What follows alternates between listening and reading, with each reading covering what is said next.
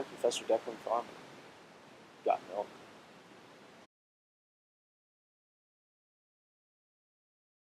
This slogan, created by the United States government through Dairy Management Incorporated, has become increasingly popular and influential during the last decade. Milk has been strongly recommended by doctors and nutritionists alike for humans of all ages. This is all due to no lack of evidence, as cow's milk does in fact provide humans with valuable nutrients and calories. However, Tia Goose of the Huffington Post brings up an important question. But do kids really need to guzzle the white stuff?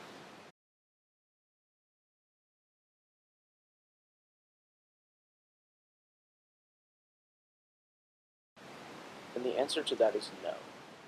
They do not, along with adults. Throughout modern times, milk has been considered the perfect food by parents, doctors, and even the government. However, in the last several years, studies have surfaced indicating that milk consumption is not only not directly improve a human's health, but it can also damage their health. There's no argument that milk has its benefits. According to Dennis Thompson, health day reporter for WebMD, calcium in cow's milk can help to strengthen bones and prevent osteoporosis. Even though protein and calcium are relatively easy to find in other foods, beverages, or supplements, those in favor of milk drinking claim that vitamin D is not. According to those individuals, humans can only take vitamin D from fatty fish, egg yolks, beef liver, and of course, milk. However, the vast majority of humans obtain the necessary amount of vitamin D through sunlight. And according to Aaron E. Carroll, professor of pediatrics at Indiana University School of Medicine, additional vitamin D intake had absolutely no connection with improved bone mineral density in individuals. Even though it is widely considered that the calcium and protein from milk helps kids' bones become stronger, Amy Leno, a professor of nutrition at the University of North Carolina at Asheville, believes that the best way for kids to take care of their bones is to go outside and play.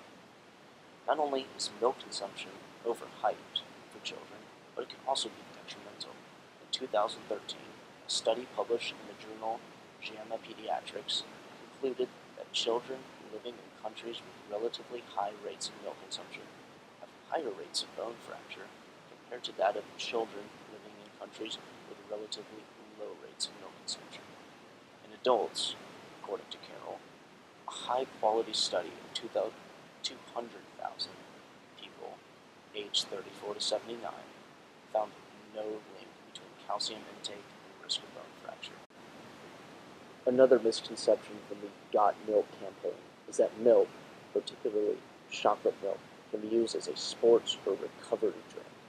This is simply not the case. In an 8-ounce bottle of Nestle chocolate milk, a beverage that is encouraged as a post-workout drink by doctors, coaches, and parents, has a whopping 30 grams of sugar, according to practicing physician Mark Hyman. In comparison, an 8-ounce can of Coca-Cola, a beverage established as unhealthy by pretty much every rational individual in the world, has 27 grams of sugar. Even though the other ingredients besides sugar in the Nestle chocolate milk are far healthier than that of the other ingredients in the soda pop, sugar is sugar, and childhood obesity and diabetes are problems already plaguing the United States. Encouraging children to drink a beverage loaded with sugar will only make that problem worse. The known potential side effects of milk consumption continue to worsen. Links between serious health conditions, including cancer, heart disease, and anemia, have been tied to large amounts of cow milk consumption. Thompson found that women who drank over 3 glasses of milk per day doubled the risk of death through cardiovascular disease and increased their risk of cancer by 44%, all in comparison to women who drank less than 1 cup of milk per day. Men's chances of premature death, on the other hand, increased by 10%, according to the same research. However, said research is primitive and not yet conclusive enough to take official medical action.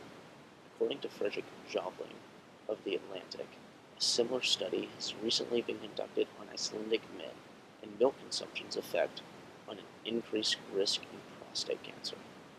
In the study of 2,200 men, those who drank less than 1 cup of milk per day developed prostate cancer 1% of the time, while men who drink over a cup a day developed it 3% of the time. Dr. Matthew Kupperberg of the University of California, San Francisco, admits that associating milk drinking with prostate cancer would be a bit premature, even though the initial research indicates that the two have some sort of connection. Iron deficiencies, or anemia, can be disadvantageous to humans' health. Jessie Cacciola of The Atlantic connects milk consumption to this problem.